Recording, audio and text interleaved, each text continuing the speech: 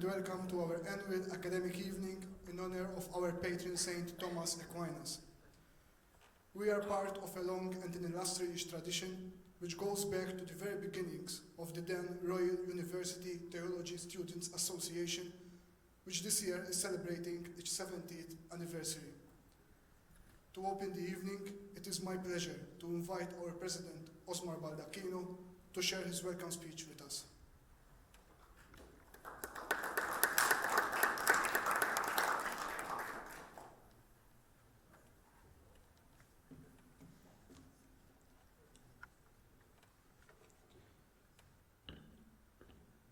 Your Grace, Most Reverend Charles Scicluna, President Emeritus Ugo Mifsud Bonnici, Vicar General, Reverend Professor Emanuela Gius, Dean of the Faculty of Theology, professors, lecturers, fellow students, members of environmental organizations, and guests from the general public. I would like to welcome you to this year's Aquinas Lecture. According to United Nations, currently there are 3.3 million premature deaths every year from air pollution. A recent study projects that sea level could rise between 5 and 6 feet by 2100. Worldwide Life calculates that around 46 to 58,000 square miles of forest are lost each year. In the European Union between 1990 and 2013, there was a huge decline in common farmland birds by 45%. In front of many environmental problems, we can either choose to close our eyes, or else we recognize that it's our responsibility to care for the environment, not only to minimize these impacts, but also to actively engage in making the world a better place. It is in this perspective that Pope Francis, in the encyclical letter Laudato Si, invites us to hear a sister world crying out to us because of the harm that we have inflicted upon her by our irresponsible use and abuse of goods with which God has endowed us. Therefore, in the first chapter, we find presentations of recent scientific findings on the current environmental problems. In a nutshell, this encyclical letter points out to the pollution, waste, and the throwaway culture, the problem of climate change, the issue of water, the loss of biodiversity, and also a lack of integral development that led to a decline in the quality of human life and the breakdown of society. Pope Francis then moves to the Judeo-Christian understanding of our responsibility based on biblical accounts.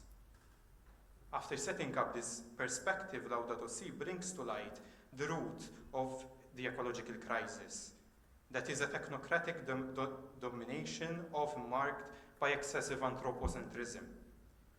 Moreover, this leads not only to the destruction of nature, but also to the exploitation of the most vulnerable. As a response, the encyclical proposes an integral ecology, which respects its human and social dimensions. Analyses are not enough. Thus, Pope Francis, in the final 2 chapters, emphasizes the need of honest dialogues at every level of social, political, and economic life, in order to escape the spiral of self-destruction that engulfs us. Underlining that no project can ever be efficient if it's not animated by a formed and responsible conscience, the encyclical, in the words of Pope John Paul II, calls everyone for an ecological conversion. However, it is useless to admire these profound thoughts of this encyclical letter if we don't ground the aforementioned teachings to our reality, the Maltese context. Duncan Psila, in his meritorious poem, L-Innu Malti, wrote in the form of a prayer to God, "Guard her, O Lord, as ever thou had guarded, this motherland so dear, whose name we bear." It is quite apt to examine how we are actually living this appreciation to our motherland in our decisions, especially in our environmental decisions. For this reason, I will refer to a single environmental challenge and how it is affecting us, climate change, which, according to Laudato Si, is a global problem with grave implications. Certainly, such a challenge brings with it various environmental and economic impacts. A number of academics in a symposium held in Valletta in December 2014 sought to analyze how these impacts affect small islands like Malta. I will mention 3. Agriculture. According to his research, Tony Meli claimed that in the South and Southeastern Europe, where agricultural activity remains significant, there can be a 10% or more decrease if crops in the growing season continues to shorten and rainfall to decrease. Fisheries. Leila Nitwis notes that since extreme climatic events are becoming more common, alien species are spreading and the distribution of native Mediterranean fauna is shifting. Such changes will carry a considerable impact on Maltese fishing industry. Transport. Rise in sea levels and heavy rainstorms are 2 potential risks associated with climate change, which both will pose serious threats to Malta's transport network. In fact, Maria Tart warns that 6.3% of the main road network and all critical maritime hubs would become inoperable with a 2-meter level sea rise. Undoubtedly, as time goes by, as a nation, we must be ready to face up various environmental challenges. However, we must not rest merely to adaptation. We must be actively aware of our responsibility to shape a better future. In Taslima, there is a spinning globe structure over a marble platform on which there is carved, "We do not inherit the world from our ancestors, we borrow it from our children," Native American proverb. To be honest, it took me a while to grasp the meaning of this proverb, but I think that it captures the essence of our ecological awareness. For this reason, I would like to show my esteem towards a number of environmental NGOs that constantly work to raise environmental awareness. Also, the Church, through the Environmental Commission, has an active role in creating awareness of the responsibility and the ethics of safeguarding the environment. However, let me end with Pope Francis' own words in Laudato Si, stressing that in asking what kind of world we want to leave to those who come after us, we're not dealing with a question which has to do with the environment alone and in isolation. Conversely, such a question leads us to ask ourselves about the meaning of our existence, the goal of our work and efforts, and also the value of social life. Therefore, it is essential to go beyond ecology and address these deeper issues so that our concern for ecology can produce significant results. It is only when we discover and exercise the responsibility to keep and till the earth, the garden of the world, that we can truly say Laudato Si. Thank you for listening, and I wish you all a pleasant evening.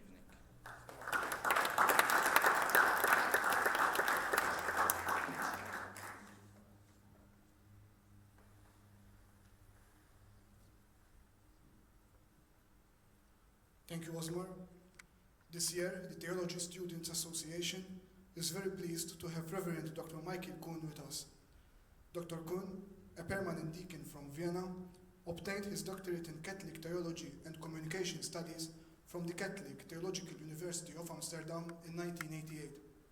He is currently serving as the policy advisor of the Austrian Bishops Conference for European Affairs, and he is the Assistant Secretary General of the Commission of Bishops' Conferences of the European Union. Dr. Kuhn also lectures on European affairs, Church and Europe, and European integration process. He published various articles, and he is also the editor of 2 books on film and spirituality. The lecture which Dr. MICHAEL Kuhn will be delivering this evening is entitled Laudato Si, Beyond Ecology, on SHOEMAKERS, climate protection, and the need to change our lives. Please welcome Reverend Dr. MICHAEL GEORG KUHN.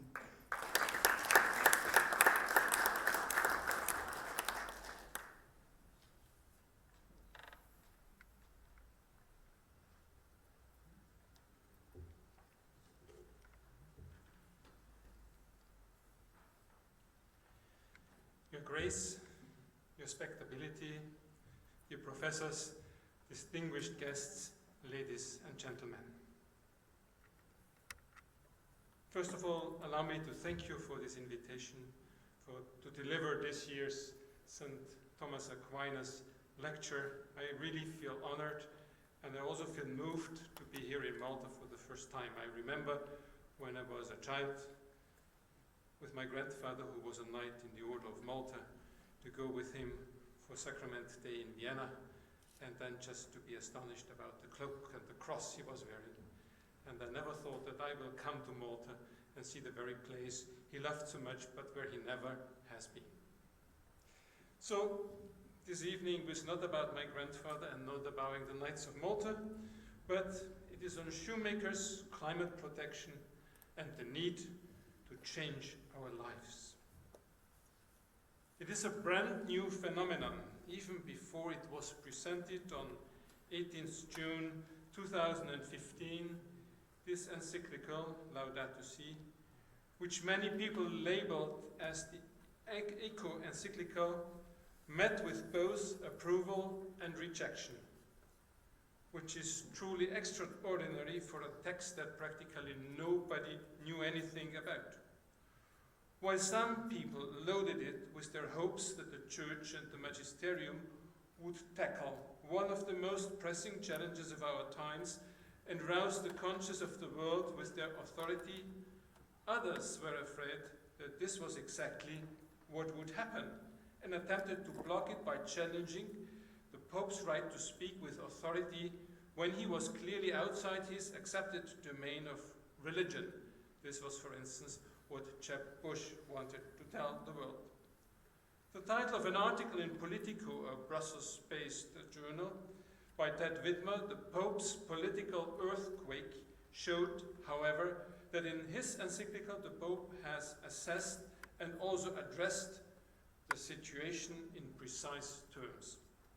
Since then, a great many articles have appeared, some of them in media normally far removed from a papal encyclical, for example, in scientific journals like Nature, which devoted its 11-page section to the encyclical in its climate protection issue. But what is the reason for this interest? Probably not the fact that this is the first time the highest Catholic magisterium has addressed the subject of ecology or climate change in such a detailed and almost exclusive manner. The three implications of the encyclical that I think are most relevant are, first, the timing of its publication. It is no coincidence that the encyclical had been drawn up at a time when there was increasing debate among the global public regarding the Conference of Parties, the COP21, on climate protection due to be held in Paris in December 2015. The publication of the encyclical on 18th June 2015 was rightly understood to be a contribution to this debate from the Pope and the Catholic Church. The way in which the document involved and was presented, in contrast to previous encyclicals whose origin was often surrounded by esoteric secrecy, normally the names of those who had worked on them were never disclosed, Pope Francis has instructed the Papal Academy of Science to organize for colloquy on the subject of climate change and protection. He also asked bishops, scientists, and other experts to take part in discussions and write articles on the subject. When the encyclical was launched from the Holy See's press office, the speakers on the platform were Cardinal Peter Turkson, the President of the Pontifical Council for Justice and Peace, Metropolitan John Zizules of Pergamon, the German climate expert Professor Schellenhuber, Dr. Caroline Wu, President and CEO of Catholic Relief Services in the United States of America, and Valeria Mortano, an elementary school teacher from the Roman suburbs and an active member of the community of San Egidio. This gave a positive signal that highly diverse groups had contributed their expertise to the drafting of the document and underlies the fact that the text targets a large number of people, in fact, everybody. The publication of Laudato Si did not, however, signal the end of the Church's commitment to climate protection in the run-up to COP21. On the contrary, using the encyclical as its basis, the State Secretariat redoubled its endeavors to get a binding agreement on the reduction of greenhouse gases adopted in Paris with the aim of making it possible to contain the average rise in the Earth's temperature below 1.5 centigrade. A joint declaration, the first of its kind, issued by the presidents of the Continental Bishops Conferences on October 26 last year on the subject of climate protection, represented a further contribution to the negotiations and was clearly inspired by the encyclical. This encyclical, the first to be published by Pope Francis entirely in his name, is one that he had worked upon himself. But there are further reasons why it has met with such great expectations and such great response. We have to go back briefly to the evening of March 13, 2013, the evening on which the white smoke appearing above Sistine Chapel heralded the election of a new pope, and the moment when Cardinal Torrent, oldest of the cardinal deacons, announced the name of the new pope as Jorge Mario Cardinal Bergoglio from Buenos Aires, the first non-European pope for more than 1,000 years, and one who then chose the name Francis, such a common and ordinary name that no pope had chosen before. There were people who were rather taken aback by the new pope's country of origin and choice of name, and they were all the more astonished by his appearance on the balcony of St. Peter's. Where was the velvet mossetta? Where the heavy stole? Instead, he wore a simple white cassock, spurning the bejeweled golden pectoral cross in favor of the silver pectoral cross he always worn. His first words to the people standing before him in St. Peter's Square and to the millions of viewers watching events unfold on their television screens were simply, "Buonasera," good evening. And then a shy remark that the cardinals had gone to fetch someone from the ends of the earth to be the new Bishop of Rome. And then he asked the people for their prayers and blessings before giving his first apostolic blessing. This first impression of a potential new fresh start intensified over the days that followed. For example, in his inauguration, the Pope wore a plain white chasuble and a simple silver fisherman's ring. Refusing the luxurious limousine transport, he preferred to travel in a bus together with the other cardinals. And above all, however, we saw him reaching out openly to people, saw his friendly interest, heard his hearty laughter and normal everyday language, even witnessed some of his papal selfies taken with young people at the general audience. In short, a phenomenon described by Francis Blood in America as a new style of communication in the age of Francis, an age characterized by openness, by dialogue, and the ability to listen. What words, signs, or symbols are being used or consciously left out is ultimately determines the message. Marshall McLuhan's dictum, "The medium is the message," also applies here, perhaps even in a very special way. The reason I have mentioned all of this in such detail is because this new style of papal administration, introduced into the Catholic Church on March 13, 2013, has since then turned a great many things upside down, both inside and outside the Church. It seems to me that this style is partly responsible for the great expectations that the encyclical has encountered, and probably even for the far greater anticipation of what changes might occur through the implementation of the ideals and proposals of the encyclical. The great strength of the encyclical and its statements lies not only in the timeliness of the topic, but also in the authenticity of the author.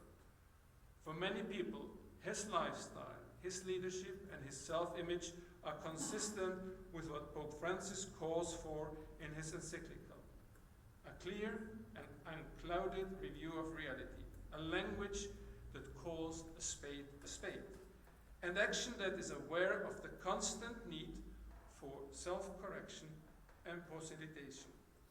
Not only that, Pope Francis is linked to theological traditions that he had during the preceding years been pushed somewhat into the background and been forgotten in the Church and theology in Europe, but which represent a determining factor for his theological thinking: liberation theology, in its Argentine variation, Theology of the People. This also applies to the methodological three-step approach, See, Judge, Act, stemming from the Christian labor movement and around which the encyclical is structured. In the further course of my musings, I would first like to draw your attention to the encyclical itself, and then on the major issues guiding it in order to examine a number of the principles on which it is based.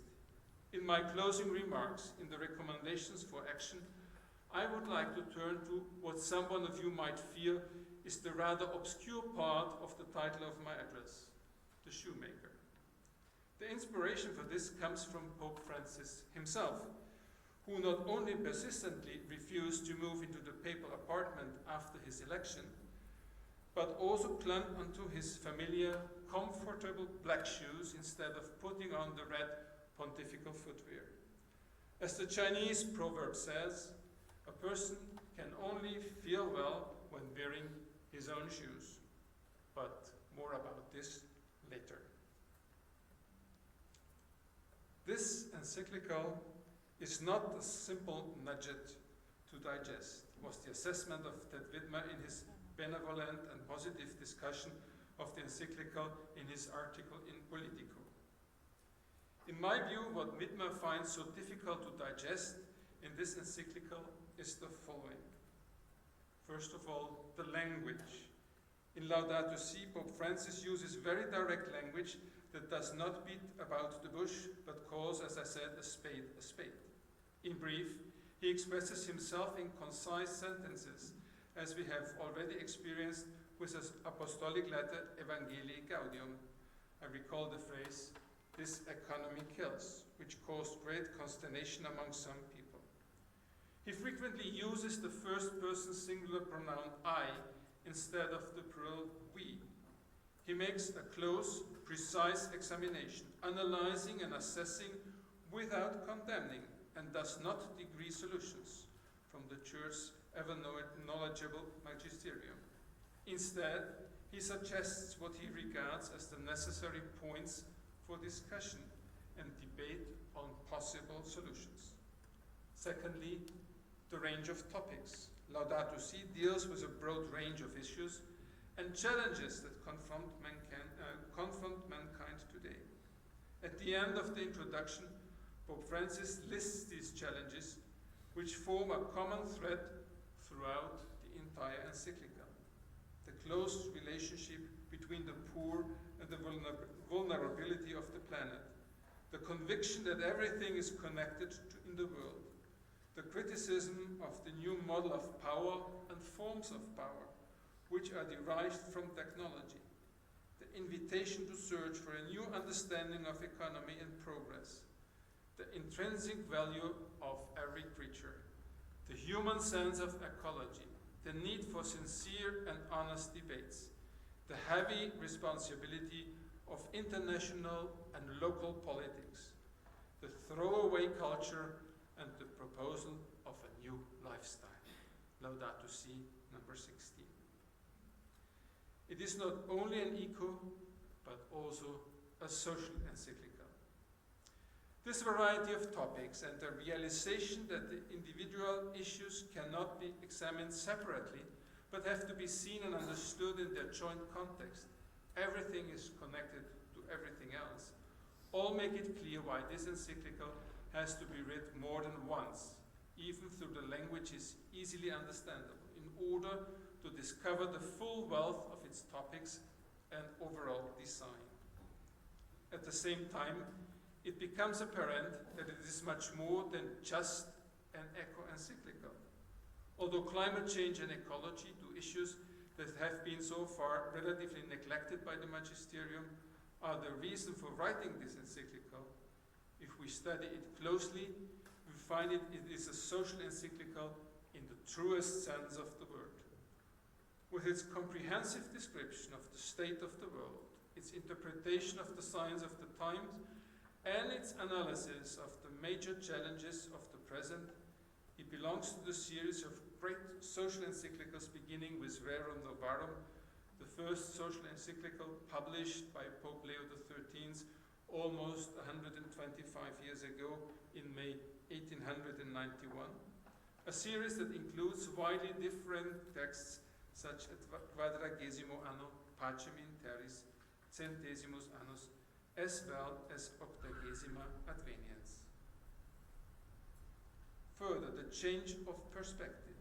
However, probably the most difficult thing for some people, particularly the climate change skeptics, to digest in this is the fact that for Pope Francis, climate change and the fight against it are not technical or political issues, but rather first and foremost a problem connected with morality. I cite the American climate researcher Donald Brown, who says, "The encyclical calls for a deep moral reflection on and responds to many problems threatening the common good, including poverty, staggering economic inequality, homelessness, lack of meaningful work, diminishing water supplies, loss of global biodiversity, as well as climate change.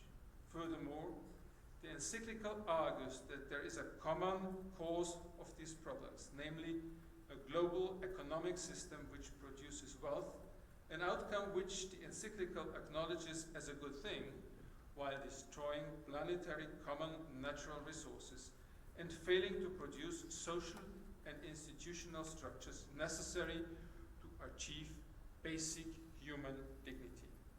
And Brown continues, "If the Pope's encyclical is successful in getting civil society to see climate change as essentially a moral and ethical issue, it is likely to have a profound practical importance for climate change policy making. In fact, it could radically transform how climate change policy has been debated for over 35 years. This change of perspective, away from the question of the technical feasibility or economic compatibility of solutions to prevent global warming from increasing further and towards becoming aware of moral responsibility that argues us to find solutions that do not exclusively follow technical or economic logic, but rather are aimed first of all at the survival of everyone, both the present and future generations. That is the crucial point of the encyclical and, in my opinion, the main concern of Pope Francis. This does not rule out the need to search for technical solutions. On the contrary, these will be necessary to prevent further global warming or at least mitigate its consequences. But rather than these solutions being an end in themselves, even more work needs to be done on changing the conditions that significantly contribute to global warming and are partly to blame for climate change and are not exclusively a technical nature, but are caused mainly by the human mind, the unresponsible and unreflected selfish human behavior and actions. As I already said, the structure of this encyclical is around 3 points: see, judge, and act. The first point, see.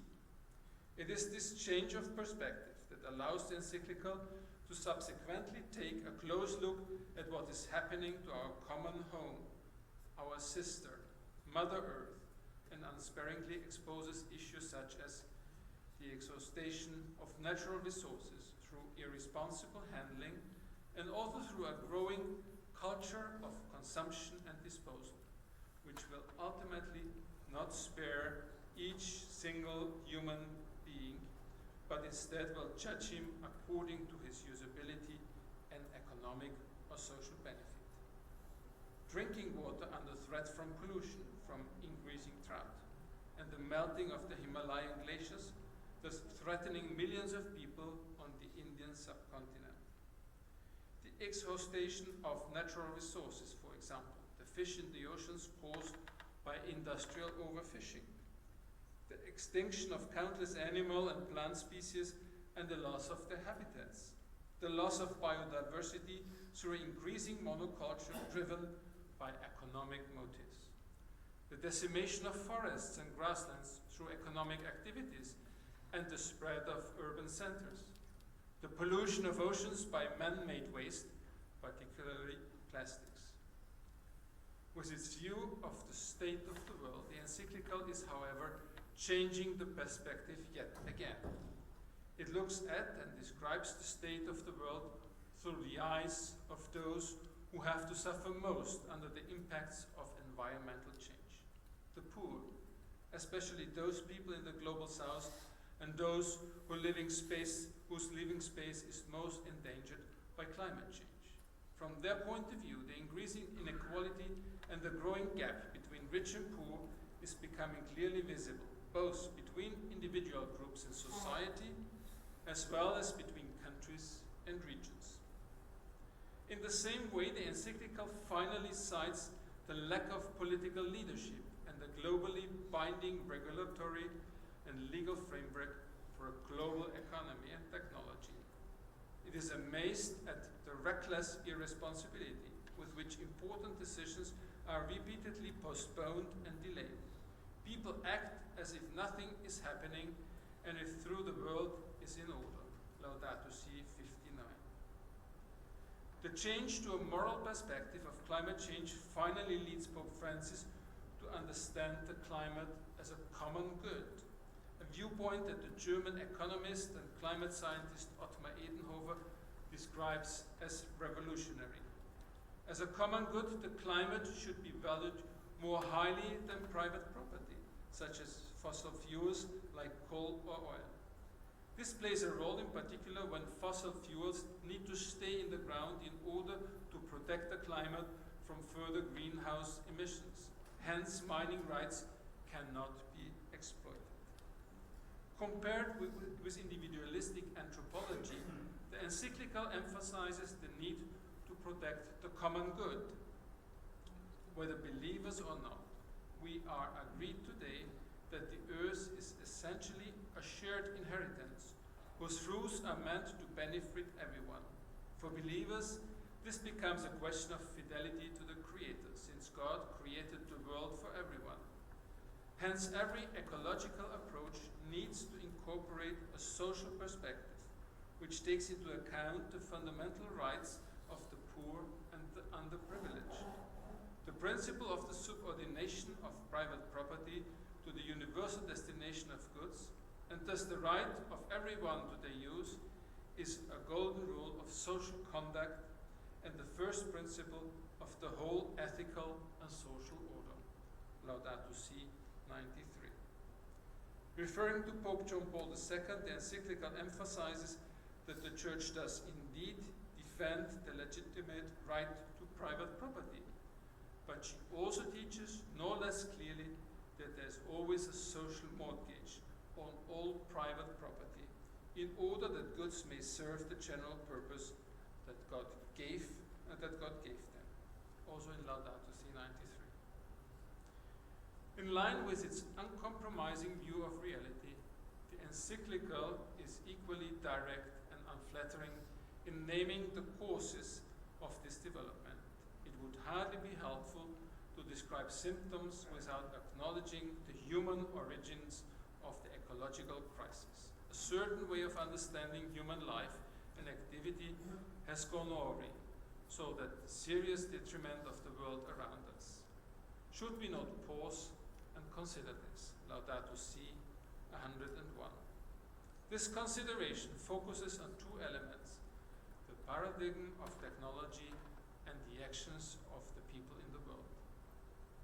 With regard to the charge of technophobia, the Pope emphasizes the importance of science and technology as products of God-given creativity. Laudato si 102.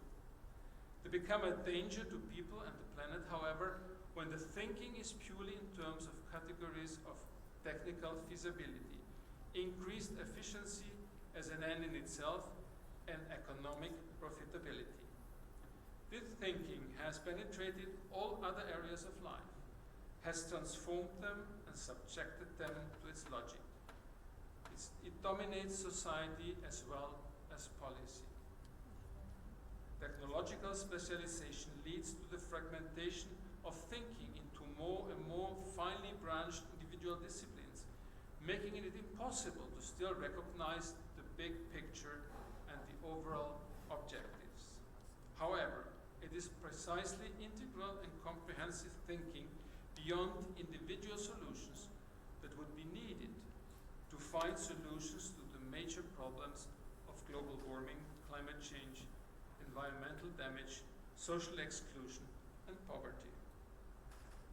This technocratic paradigm corresponds to a thinking that emanates exclusively from man and his needs, relegates nature and the environment purely and solely to objects of human action, and robs them of their intrinsic value. Everything is merely the material of human design. What can no longer be consumed, used, or recycled is thrown away. This attitude affects man's relationship with himself and nature as well as social relationships. Rather than there being two separate crises, one environmental and the other social, there is only one single complex socio-ecological crisis. Laudato Si 139. For this reason, strategies for a solution demand an integrated approach to combating poverty, restoring dignity to the excluded, and at the same time protecting nature. The second root of the problem lies in the idea of infinite or unlimited growth, which proves so attractive to economists, financiers, and experts in technology. It is based on the lie that there is an infinite supply of the earth's goods, and this leads to the planet being squeezed dry beyond every limit. It is this false notion that an infinite quantity of energy and resources are available, that it is possible to renew them quickly, and that the negative effects of the exploitation of the natural order can be easily absorbed. Laudato Si 106. In other words, the idea of unlimited exponential growth, in principle, the basis of our capitalist market economy, focused exclusively on maximizing profit, and which has lost sight of the ultimate goal of business and the economy, which is serving the people and making life possible, is not compatible with the fact that our planet Earth and its resources are limited. If we do not admit this fact, we shall not be able to find any sound, seminal solution to the extensive ecological and social crisis. Overcoming this crisis and countering fragmentation requires an integral ecology, integrate thinking that is able to restore the connection between the environment, economy, society, culture, and people's everyday lives. So we have to relearn and think differently to enable us to make serving the common good the first principle of action, to think long-term and in generations, and to work an appropriate solution. We also need people who are prepared to commit themselves politically to the common good, with this orientation as well as politics which is far-sighted and capable of a new, integral, and interdisciplinary approach to handling the different aspects of the crisis. Laudato Si 197. So we come to act. We have to change ourselves and our lives. This is the simple and at the same time challenging message of Laudato Si.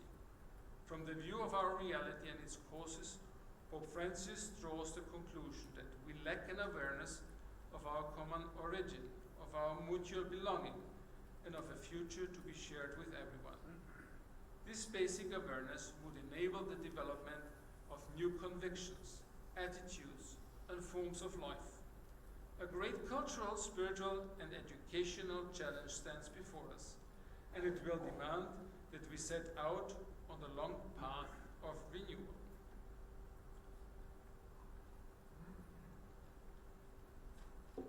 Despite the likely protracted nature of this process, Pope Francis is convinced that it will succeed because human beings, while capable of the worst, are also capable of rising above themselves, choosing again what is good, and making a new start, despite their mental and social conditioning. We are able to take an honest look at ourselves, to acknowledge our deep dissatisfaction, and to embark a new path of authentic freedom. Laudato Si 205. Changing our lives specifically means, for every individual among us, as well as society as a whole, an ecological reversal, an ecological conversion. Above all, we have to learn to realize that our lifestyle is not sustainable. It wastes resources, it exploits the earth, and seriously threatens the survival of the planet. We have to acknowledge that everyone has an equal right to these limited resources, but that, in view of the finite nature of resources, the lifestyle of the Western world is not achievable for everyone. It is therefore a matter of justice to adapt all our actions at this fact. In addition to the art of moderation, a different lifestyle also means consciously doing the little things, as Michel de Certeau calls it, which are often scorned or derided as inefficient, but ultimately make change possible to a greater extent. Different consumer behavior, a conscious change in the handling of food, energy, and water. This also includes handling time differently, rediscovering the rhythm of the week and the seasons, variety of work, leisure, and celebration. It means breaking with the logic of the constant availability of everything and everybody. Changing our lives also means admitting an ecological debt. The industrialized countries have contributed significantly to climate change through decades of exploiting fossil fuels, the associated increase in greenhouse gases, and the reduction of or damage to greenhouse gas sinks. However, the consequences of climate change must affect those countries that benefit little from industrialization, have contributed to climate change to a far lesser degree. Once again, it is therefore a matter of justice that the countries which have benefited from a high degree of industrialization at the cost of enormous emissions of greenhouse gases have a greater responsibility for providing a solution to the problems they have caused. Laudato Si 170. According to this principle of common but differentiated responsibility, the industrialized countries and, to an increasing extent, the emerging countries are responsible for settling the ecological debt built up over a long or even shorter period of time, for making a bigger contribution to the reduction of greenhouse gas emissions, and for shouldering a correspondingly large share of the costs of remedying the consequences caused by climate change. This also includes financial and technical support for the developing countries to enable them to switch to low-emission energy sources. Global warming is the result of local actions having a global impact which affect people differently in the different regions of the world. Many of the economic and financial players responsible for climate change think and act globally, trying to escape from stringent statutory climate protection requirements. To find, adopt, and monitor the implementation of solutions in this complex crisis, global governance is required, which must, however, seek a balance between the local, national, and global levels and take account of the different cultures. Changing our behavior and lives towards an integral ecology is inevitable. However, it cannot be imposed by a few speaking from above, as it were, because everyone is affected by the necessary solutions and changes. Everyone also must be involved when making the decision. This applies to the analysis as well as the proposed solutions and their implementations. Dialogue is therefore the central methodological principle that runs throughout the entire encyclical and to which chapter 5 is devoted in its entirety. This applies to the dialogue between different scientific schools for understanding the causes of climate change, as well as between politics and economics, between science and the church, between non-governmental organization and politics, between society and politics, as well as between religions. Pope Francis stresses in several passages that the Church does not claim any authority whatsoever with regard to solutions to climate change, but it would like to take part in the associated dialogue or offer a platform for this dialogue. This also explains the political commitment of the Holy See in the run-up to the climate negotiations in Paris. At its very heart, this new ecological economy, together with a new awareness of the close connection between all living beings, which Laudato Si calls an integral ecology, is based on an ecological spirituality. Just as the concern for the common home relates to everyone in the same way, regardless of where and in what culture they live, this ecological spirituality also feeds from different cultures and religious traditions. The task of the integrity of creation and overcoming hunger and poverty exceeds the boundaries of denominations, religions, and faith. It is the common task and challenge set for us all together. But what does all of this mean for Malta? One of the requests in the invitation was to talk about what the encyclical could mean for Malta in specific terms. Over the coming days, we will have the opportunity to look into this question during discussions and workshops at the university. So please allow me to go in a different direction this evening. This, as I already said, is my first time in Malta, and I've only been here for 2 days. I have read up a little about Malta and its history. Indeed, for a number of years, I had the pleasure of working in Brussels together with a colleague from Malta. And from my conversations with him, I'm sure that Malta is undertaking and will continue to devote efforts to implementing the results of COP21 in Paris. As inhabitants of an island, the Maltese are well aware, more than others in fact, that not taking any action is not an option, but could instead jeopardize their own existence. The encyclical has been accused of not employing sufficient imagination and not thinking positively enough about a possible future.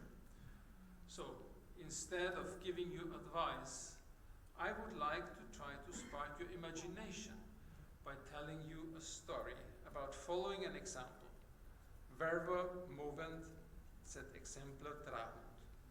It is a story from an area in my home country, Austria, about a person whom I admire very much because this person has been practicing what Pope Francis puts forward in his encyclical as integral ecology. And he has been translating this into practice for quite some time now in a confident, and I would say self-confident and convincing manner. It is the story of a possible future that has already become reality at local level. This brings us to the possibly ominous shoemaker from the title of our address. In 1980, there was a young man from Upper Austria called Heinrich Staudinger, but everybody called him Heini. He came from a Catholic family that ran a general store that was typical for Austria in the 1950s. He tried studying in Vienna, but got nowhere, and instead he opened his own shoe shop there, selling shoes of alternative brands. A few years later, he took over a shoe factory in Waldviertel, a disadvantaged region in the north of Austria. This factory has expanded, providing jobs in an area that people often desert in order to move to the city, and does this in a sector where companies are closing down in Europe, one after the other, and moving away to low-wage countries. Today, more than 30 years later, Staudinger's company, now called GEA, Earth, has more than 100 personnel and over 30 stores in German-speaking countries, and it is one of the few remaining shoe factories in Austria. Heinrich Staudinger's activities are as varied as the topic of Pope Francis' Laudato Si. As well as selling shoes, he also produces furniture, but according to sustainable criteria. He has, for example, installed a large photovoltaic system in his plant to supply both his factory and the surrounding area with electricity. Not only are his products manufactured sustainably, but it is also possible to recondition them in his company. This means to have them repaired rather than throwing them away. Just as important as the products, however, are the people who make them. For this reason, Heinrich Staudinger not only trains young people to become a shoemaker, quite a rarity in today's Austria, he also offers his staff the opportunity to present the products that they make. His employees are also his advertisers. The content of the advertising magazine Album, a blend of a product sales brochure and a philosophical magazine, is provided by his own personnel who regularly get the chance to speak themselves. Three elements can be found repeatedly in the activity of this Heinrich Staudinger and his company. Although making a profit is a legitimate and desirable objective of doing business, it is not an end in itself, but rather a call for fair social commitment. Sometimes stubborn lateral thinking driven by the conviction that we have to think and to act differently, and the realization that the change we would like to see is only possible if we work on it together, and we therefore have to form a common network. I would like to give a short example of these three elements. First, for many years now, Heinrich Staudinger has been associated with Tanzania and two small clinics in the Masai region, a connection established decades ago by a Catholic missionary whom Heini had met on a trip to Africa when he was younger. After the missionary died, Heinrich Staudinger adopted these clinics, which still provide the only health care available to the Masai. Part of the company's profits are allocated to maintaining and operating these clinics as private development aid. Heinrich Staudinger travels to Tanzania himself once a year to look after the project. In order to create public awareness in Austria about this cause and to educate people about the life of southern tribes and thereby change our view of Africa, he has launched walking safaris. This is an opportunity to hike through the Maasai territories instead of crossing the region in a jeep armed with a camera or hunting rifle. Sharing, helping people to help themselves, and changing the general public's opinion and understanding of what we commonly refer to as the third world are combined together here in a very special way. Second, lateral thinking has nevertheless also landed Heinrich Staudinger into a lot of trouble. After the bank blocked credit for the still growing GEA company because it had no confidence in the firm's development possibilities, Heini resorted to a fundraising resource that many years later would come to be called crowdfunding. He suggested that his customers should make money available to his company, lending it at a certain rate of return. This brought in almost 3 million euros, making it possible to finance the photovoltaic energy system, among other things. However, this type of financing upset the national government's financial market supervisory authority. Heinrich Staudinger was charged with carrying out illicit financial transactions and also convicted. This ruling was met with absolute incomprehension among the general public.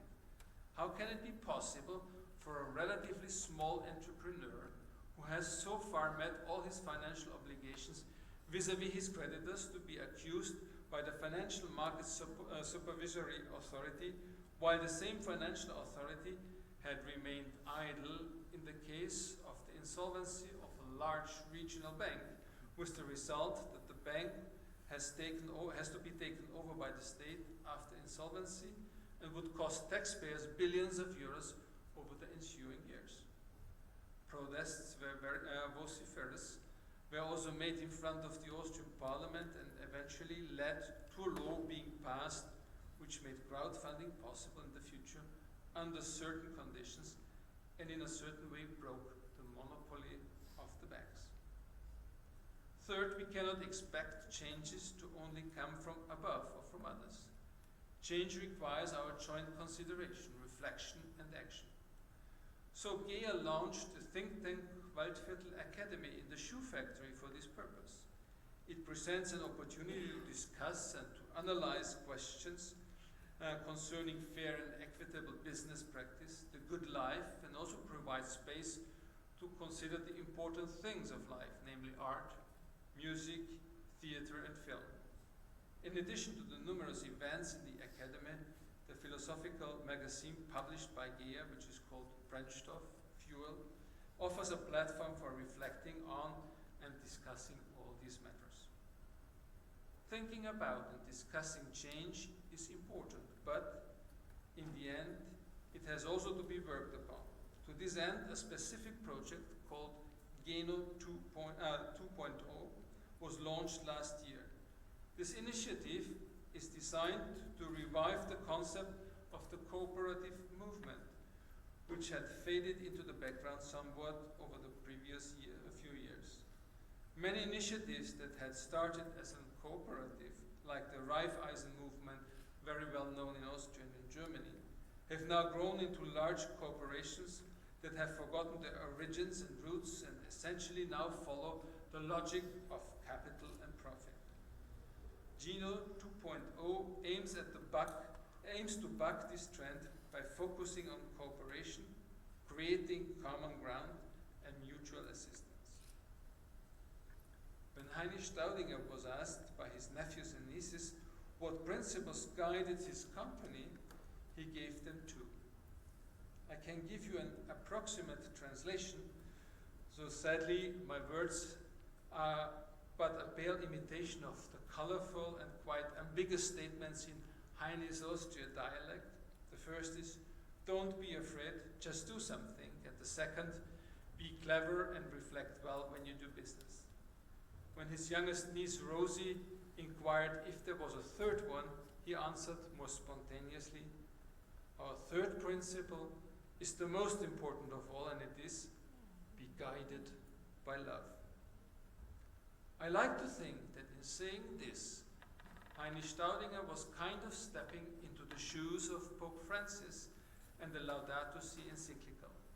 Judge for yourself. Love, overflowing with small gestures of mutual care, is also civic and political, and it makes itself felt in every action that seeks to build a better world. Love for society and commitment to the common good are outstanding expressions of a charity which affects not only relationships between individuals, but also macro relationships, social, economic, and political ones. Social love is the key to authentic development. In order to make society more human, more worthy of the human person, love in social life, political, economic, and cultural, must be given renewed value, becoming the constant and highest norm for all activity. In this framework, along with the importance of little everyday gestures, social love moves us to devise larger strategies to halt environmental degradation and to encourage a culture of care which permeates all of society. Laudato Si 231.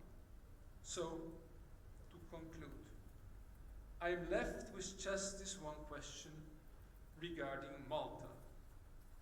When we look at what was achieved and is still being achieved by this shoemaker, entrepreneur, lateral thinker, and human being Heinrich Staudinger in the cold northern region of Waldviertel in Austria, and also at what Pope Francis is recommending to us as being so urgently necessary in this encyclical Laudato Si, let's think how these things could be done and achieved here in Malta, in a sunnier and warmer climate.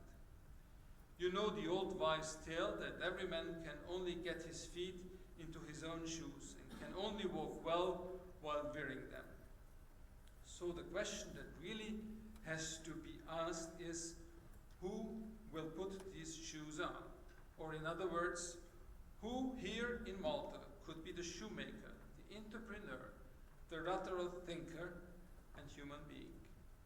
Who would be prepared to take on the challenges facing Malta in order to take the necessary steps toward change in the spirit of Laudato Si, so as to ultimately set in motion the extensive and social change needed in people's thinking and in people's actions? I thank you for your patience and for your attention.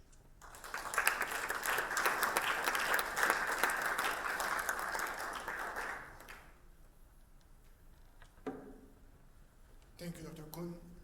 Dr. Kuhn will now be taking questions from the audience.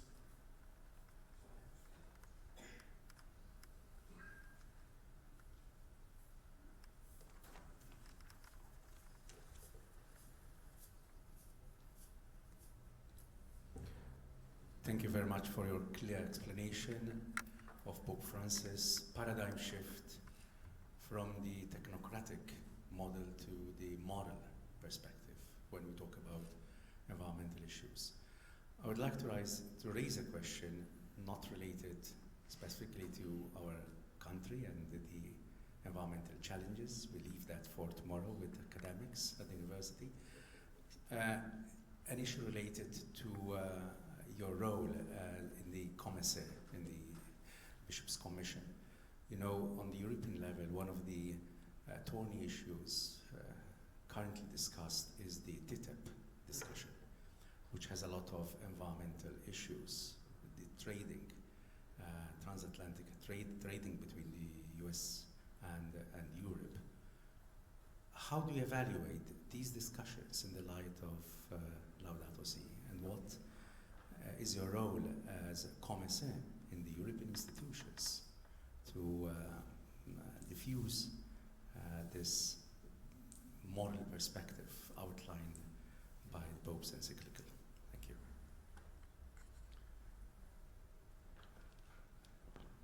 Should I answer directly or? Yeah, I do. Okay.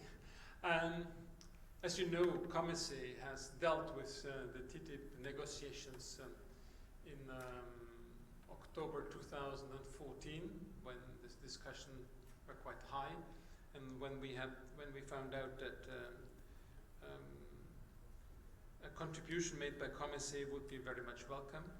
But finally we decided that our contribution even might be stronger if we as Commissaire are not speaking solely for the European side, but if we could invite the US Bishops Conference, that we would have a shared contribution to this discussion. So, because you asked, just last week we received the answer from the Americans that they would do so, and when we look into their contribution, then we see that there is a shared concern, especially about the questions of what does this mean for environment, especially for the question of what are the differences in the approach in the United States and in Europe concerning, for instance, using genetically manipulated organisms and other things. So what we try to do is, together with NGOs and with others, and also with the bishops in the United States and their NGO partners, try to formulate a position which says, well, we should look very close into the negotiations, even if we do only know a part, because as you know, these negotiations are behind closed doors. And that we should make clear to the negotiators our position, which means that we need, first of all, to use this principle of prevention of unreflected and unresponsible use of materials of which we do not know what the effect on the long term will be. So this we had made clear in a contribution of Commissary to the discussions in the European Parliament, and these observations have been shared by political parties, by political groups, of course not by all. We have been accused in one way or the other to be anti-economy and to be anti-capitalist, but this also Pope Francis has heard when he presented his exhortation Evangelii Gaudium, so this is not new. But I think, yes, we try to hammer on this nail continuously, but we also do not know what finally the result of these negotiations will be, because we do not know when these negotiations will be finalized, and it's not likely to be this year. So we do not know how also the shift of public opinion will have an influence on this. We try to follow this closely, but we also do not want to be forerunners in this debate, because we think that there are more valuable experts in these discussions that should do this, but we support them.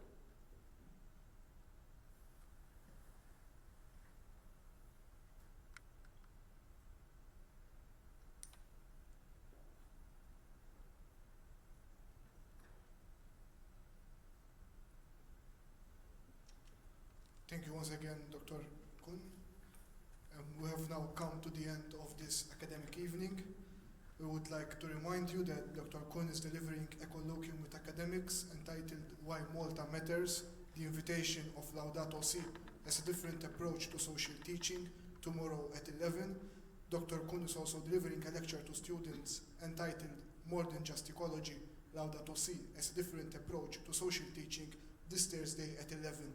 Both events are taking place at the Faculty of Theology boardroom. INST wishes to thank the Faculty of Theology and the Foundation for Theological Studies for their support. And we would also like to thank you all for your presence.